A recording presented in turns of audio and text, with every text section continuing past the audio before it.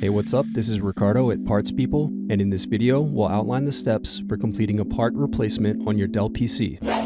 Visit our website and use this coupon for a 5% off discount.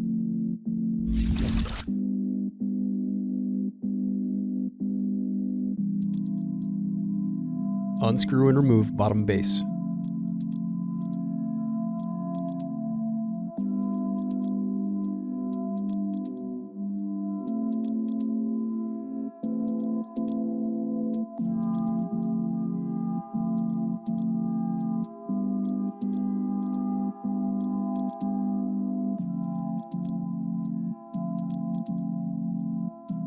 Thanks for watching. Don't forget to like and subscribe if you enjoyed this video.